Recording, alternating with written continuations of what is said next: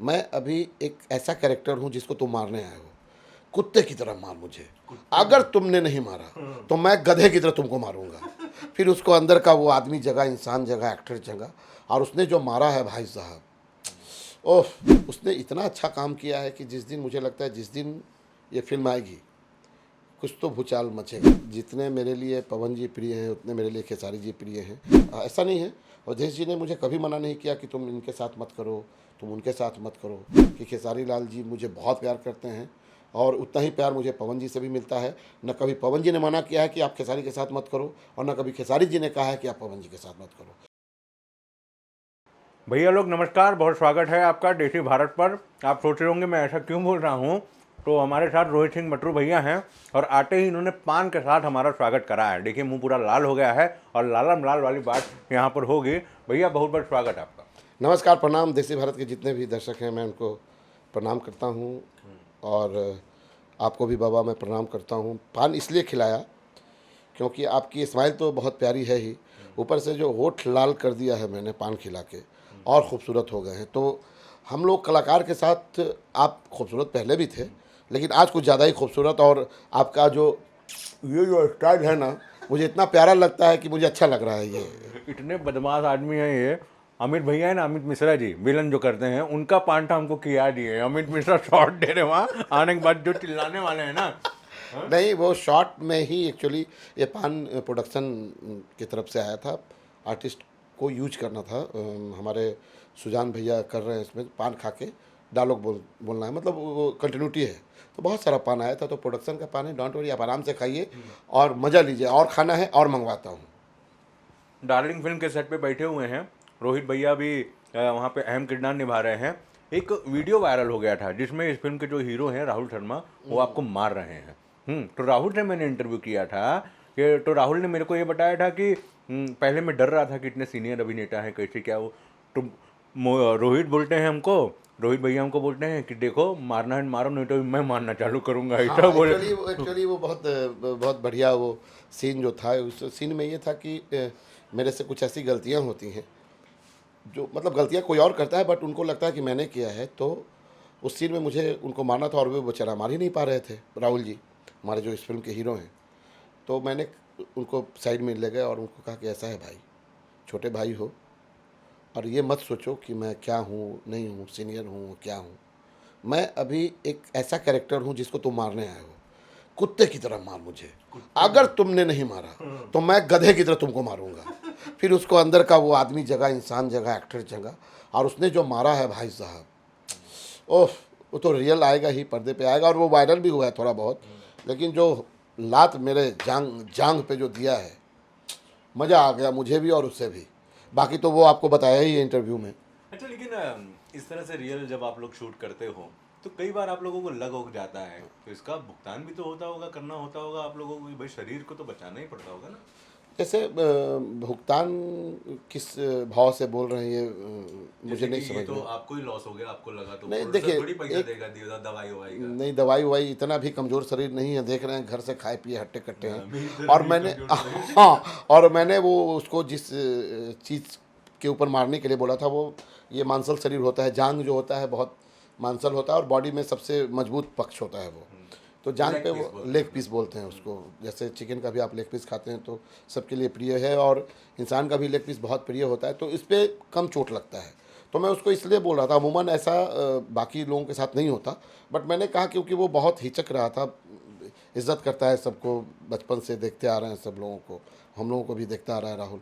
तो इस हिसाब से मैंने कहा, तो वो सीन, मतलब एक एक्टर को सीन अच्छा होने से मतलब होता है, और वो सीन अच्छा हो गया तो थोड़ा बहुत चलता है यार, शूटिंग में इतना चलता है।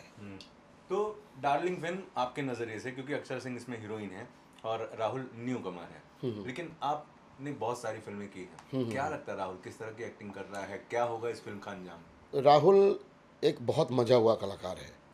इज्जत के नाते वो सीन में, वो सीन ऐसा नहीं कर पा रहा था। वो एक रिस्पेक्ट था, एक कैरेक्टर और एक एक्टर के बीच में रिस्पेक्ट था, जिसको मैंने ख़त्म किया। कि अभी कैरेक्टर है, अभी एक कैरेक्टर है, अभी तुम्हारा कोई चाचू वाचू नहीं है। अभी जो कैरेक्टर को का डिमांड है वो कीजिए आप। रही बात राहुल के एक्टिंग का, तो भाई मैं तो फ़ैन हूँ इस लड़के का। इसने एक हिंदी भी मूवी की थी, मैं एक्चुअली वो फिल्म देखी है। तो एक्सरे। एक्सरे तो आप भी देखिए उस फिल्म को, तो वो कहीं से दिखता नहीं है कि वो पहली फिल्म होगी। और ये तो उसकी पहली फिल्म है नहीं, भोजपुरी में वो डेब्यू कर रहा है, भोजपुरी में उसकी पहली फिल्म है। उसने इतना अच्छा काम किया है कि जिस दिन, मुझे लगता है जिस दिन ये फिल्म आएगी, कुछ तो भूचाल मचेगा कुछ बॉस, तो भूचाल मचेगा। कुछ तो भूचाल चलिए मचेगा। ठीक है, डार्लिंग के बारे में इन्होंने बता दिया भाई भूचाल मचेगा। भैया से बात आगे बढ़ाते हैं। तो हमेशा से आप पे आरोप ये लगता रहा है कि भाई अवधेश मिश्रा ग्रुप के आदमी हैं, लेकिन अब आपने इस आरोप को तोड़ दिया, आपने पवन जी के साथ भी काम कर लिया, और अब मेरे को खबर आई है कि भाई संघर्ष 2 में खेसारी जी के साथ भी आप दिख रहे हैं। तो यहाँ तो कोई राजनीति नहीं कर पाया जी, ऐसा क्या किए? देखिए जितने मेरे लिए पवन जी प्रिय हैं उतने मेरे लिए खेसारी जी प्रिय हैं। सबसे बड़ी बात है, रत्नाकर जी का एक प्रॉमिस था मेरे से, जब मैं उनकी फिल्म बाबुल किया था, तो एक सीन से बहुत प्रभावित हुए थे, जो आखिरी में, और बहुत लोग प्रभावित हुए थे, बहुत लोगों ने अप्रिसिएट किया मुझे। तो उन्होंने प्रॉमिस किया था कि वर्ल्ड वाइड से जितनी भी फिल्में बनेंगी, मटरू तुम रहोगे और निश्चित रहोगे। तो इस फिल्म में भी हमारे निर्देशक पराग पाटिल जी ने मुझे कॉल किया और मेरे कैरेक्टर के बारे में बताया। तो मुझे अच्छा लगा, क्योंकि अभी मैं थोड़ा सा इस फिल्म में भी मैं कॉमेडी नहीं कर रहा हूँ, थोड़ा अलग कैरेक्टर है। उस फिल्म में भी कॉमेडी है बट इमोशन ज़्यादा है, और उस इमोशन को मद्देनज़र रखते हुए उन्होंने मुझे वो किरदार दिया है जो चैलेंजिंग होता है मेरे लिए हमेशा। तो मैंने हाँ किया है। अभी शायद अभी तो पूरी यूनिट चली गई है बैंकॉक शूट करने, क्लाइमेक्स होने जा रहा है। तो मुझे जो उन्होंने बताया, हालांकि आधिकारिक तौर पे अभी अनाउंसमेंट मेरे नाम का नहीं हुआ है, आप गुप्त अगला सूचना, सवाल मेरा वही था। हाँ आधिकारिक तौर पे नहीं हुआ है, तो ये बोलना मेरे लिए अच्छा नहीं होगा। लेकिन हाँ, मुझे इतना बिलीव है, क्योंकि रत्नाकर जी अपने जवान के पक्के हैं, और उनके जवान का मैं हमेशा से और वैसे भी अब मीडिया में भी चल रहा है, वो डे मिल लेंगे तो नहीं नहीं अपने तो आप ही नहीं उनका नहीं मन यहाँ हो रहा होगा, अरे तो नहीं नहीं, ऐसा नहीं इससे हम होगा, लगा ही क्योंकि लेंगे। उन्होंने खुद से बहुत लोगों के बीच में कहा है, ये बात अकेले में नहीं कहा है। और वो एक बार तो पूछते ही हैं कि मटरू ऐसा ऐसा है, अगर मेरी समय भाव मेरे पास रहा, या फिर सर के पास ऐसा कुछ रहा जो हम लोगों का तालमेल नहीं हुआ, तो नहीं कर पाए, वो अलग चीज़ है। बट उन्होंने हमेशा से मेरे लिए अच्छा ही या सोचा अगर है। राजनीति नहीं हुई तो राजनीतिक नहीं होती है, पता नहीं आप लोग इस चीज़ को कैसे राजनीतिक, और ग्रुप, आपने अवधेश मिश्रा ग्रुप कहा, अवधेश जी मेरे बचपन के मित्र हैं, और मुझे एक गार्जियन के तौर पे उन्होंने मुझे सजाया है, संवारा है, और इस चीज़ को मैं भूल नहीं सकता। ऐसा नहीं है, अवधेश जी ने मुझे कभी मना नहीं किया कि तुम इनके साथ मत करो, तुम उनके साथ मत करो।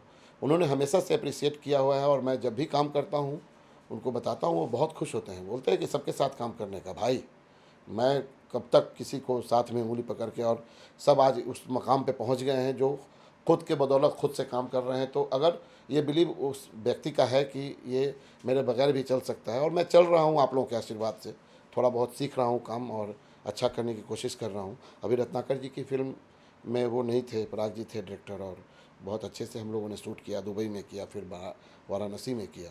तो शूटिंग तो अच्छे से हो रही है, और मैं कभी भी किसी के ग्रुप में नहीं रहा हूँ।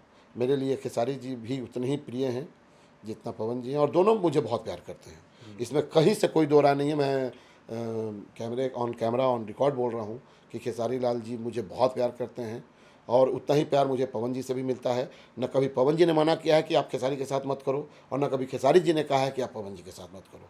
तो ये इन दोनों ने कभी मुझे नहीं कहा, तो फिर मुझे ये कहाँ से खबर आ जाती है कि ग्रुपबाजी, और ये मुझे समझ में नहीं आता। नहीं, क्योंकि काफी इंटरव्यूज में आपने ही सामने से कहा है कि होते हुए भी आखिरी टाइम पे मुझे फिल्म से हाँ, तो वो निकाल दिया जाता है। निकाल दिया जाता है। वो मैंने कभी ये नहीं कहा कि खेसारी जी ने निकाल दिया या पवन जी ने निकाल दिया।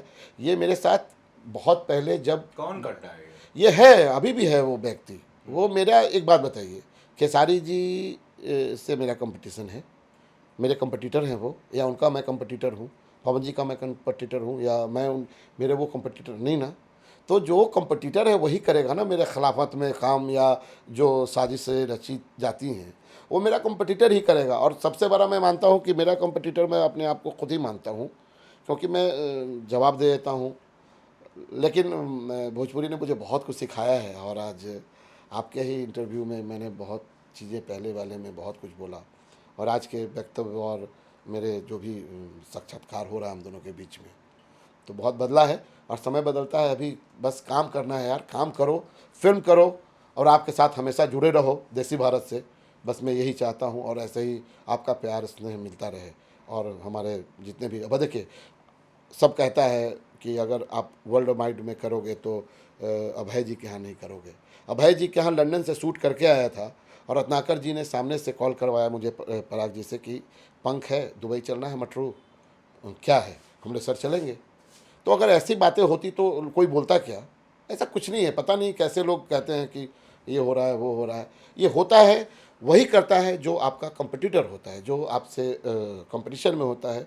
वो कोई भी चाहेगा यार कि मेरे पास नहीं है और वो कर रहा है, तो थोड़ा बहुत करता होगा। अब मुझे समझ में नहीं आता है। एक बार आपके इस इंटरव्यू में जो भी मैंने बोला था वो अपने कंपटीटर के बारे में बोला था, ना किसी स्टार के बारे में। सवाल पुराना है लेकिन ज़रूरी है, फिर एक बार तो आपसे। पूछिए ना। काम तो आपको खैर मिल ही रहा है, लेकिन फीस में बढ़ोतरी हुई है कि वहाँ अभी भी कॉम्प्रोमाइज़ ही चल रहा है? देखिए, फीस में बढ़ोतरी की बात मैंने अभी एक पोस्ट पढ़ा था किसी का। उन्होंने कुछ लिखा था कि राही मासूम रज़ा जी के बारे में लिखा था कि कफन के हिसाब से मुर्दा तैयार करने के लिए हमारे बहुत बड़े फिल्म के विलन हैं संजय पांडे जी ने अपने वॉल पे लिखा था। तो मैंने उसके जवाब में लिखा था कि कुछ तो रही होंगी मजबूरियाँ, वरना यूं ही कोई बेवफा नहीं होते। फिर उनका रिप्लाई मेरे ऊपर आया कि बहुत ही नपा तुला जवाब या कुछ कुछ तो आया था, मुझे वो वर्ड एग्जैक्ट वर्ड याद नहीं है। तो मेरा ये कहना है कि अगर फिल्म की बजट, मान लो किसी फिल्म का 1 करोड़ बजट है, अगर 1 करोड़ बजट है तो मटरू के कैरेक्टर के लिए या मटरू जो कैरेक्टर कर रहा है उसके लिए एक बजट तय की जाती है। इसमें न निर्माता कहीं से दोषी है, न कहीं से एक्टर दोषी है, न निर्देशक को तो सिर्फ निर्देशन से मतलब होता है। निर्माता की बात कर रहा हूँ या किसी कंपनी की बात कर रहा हूँ।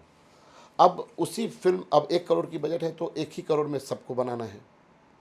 अब चाहे वो मेरा स्टार इतना ले रहा हो, हीरोइनें इतना ले रही हों, तो कॉमेडियन का भी एक बजट होता है। बढ़ोतरी होती है, जिस तरह की बजट होती है फिल्म में वैसा बजट मिलता है। अगर फिल्म में छोटी बजट की है तो छोटी बजट नहीं, लेकिन में। जिस तरह के जो सुपरस्टार्स होते हैं, स्टार्स होते हैं, हाँ हाँ, वो तो अपनी मनमानी फीस लेते ही हैं। उसमें कम ज़्यादा नहीं होता है। आप लोग क्यों नहीं भिड़ते हो? आज एक मान बात क्यों जाते हो? नहीं, मान इसलिए जाता हूँ कि मैं अगर नहीं करता हूँ, मान लो मैंने नहीं किया, कोई ना कोई तो करेगा, उस कैरेक्टर को कोई ना कोई तो करेगा। और अगर कोई कर रहा है और मेरे पास वक्त है, उस वक्त का सदुपयोग करके, समझदारी आज के दिन में यही है धर्म भाई कि उस काम को कर लो। जो पैसे आ रहे हैं एक्सेप्ट करो, काम करो। काम करेंगे तभी आगे नाम होगा। और बिजी रहने, आज के डेट में ऐसा हो गया है कि अगर आप व्यस्त हैं तो आपके पास काम है, आप अगर नहीं कर रहे हैं तो ये अफवाहें इतनी जल्दी फैलती है ना कि वो पैसे के चलते फिल्म छोड़ देता है। तो यार वो मैं नहीं छोड़ना चाहता हूँ और मैं संतुष्ट हूँ। मुझे लगता है कि ठीक है, जितनी बजट फिल्मों का हो रहा है, क्योंकि थिएटर में एक बात बताइए, पहले फिल्में चलती थी, लोग देते थे, ऐसा नहीं है कि नहीं देते थे, बहुत देते थे। बट आज अगर फिल्में हॉल में नहीं चल रही है, सिर्फ हमारा फिल्म टीवी पे सिमट के रह गया है, ओटीटी पे सिमट के रह गया है, उसमें जो बजट मिल रहा है और काम मिल रहा है यार, तो ये ठीक है यार। ये मुझे नहीं लगता है कि इसमें किसी को नहीं मन, और कहीं घर से तो बुला के वो नहीं कर रहे हैं कि तुम ज़बरदस्ती करो, नहीं तो मार देंगे, गोली मार देंगे, ऐसा तो नहीं है। वो पूछते हैं कि ये बजट है मेरा, आप इतना में अगर कंफर्टेबल हैं तो आप कीजिए, नहीं है तो मत कीजिए। तो मैं अपनी मर्ज़ी से, अगर स्वतः मैं अपनी मर्ज़ी से कर रहा हूँ, क्योंकि मुझे मालूम है कि अगर मैं नहीं करूँगा 50 लोग लाइन में हैं, कोई करेगा। तो वो मेरे सामने आया हुआ भोजन को मैं अगर तिरस्कार करता हूँ, तो बचपन में भी यही सिखाया गया कि सामने अगर भोजन आए तो उसको प्रणाम करो और ग्रहण करो। अगर भूखे हो तो, पेट भरा है फिर भी प्रणाम करो और उनको बोलो कि भैया ये चीज़ मुझे अभी नहीं ऐसा लग रहा है, तो अगर कोई मेरे मित्र में जो भूखे हैं उनको खिला दीजिए। मैं भोजन की बात कर रहा हूँ, काम की नहीं। काम की भूख से तो कभी किसी का पेट भर ही नहीं सकता है, न मेरा या किसी कलाकार। चलिए ठीक है, लंदन की बात करते हैं। बहुत सारी चीज़ें आपके जहन में, दिल में छुपी हैं, थोड़ा निकालिए, हम किसी को नहीं बताएंगे भाई। अगर लंदन की एक एक कोई चीज़ आप ऐसा बता दें जो आपने वहाँ से सीखा है या देखा है। मतलब क्या निकलवाना चाह रहे हैं आप थोड़ा, क्योंकि मैं कन्फ्यूजन में हूँ कि लंदन की बहुत सारी चीज़ें मैं आपसे शेयर किया हूँ। हाँ, एक चीज़ लंदन में मैंने देखा कि पैसे में बहुत ताकत है, पैसे में बहुत ताकत है।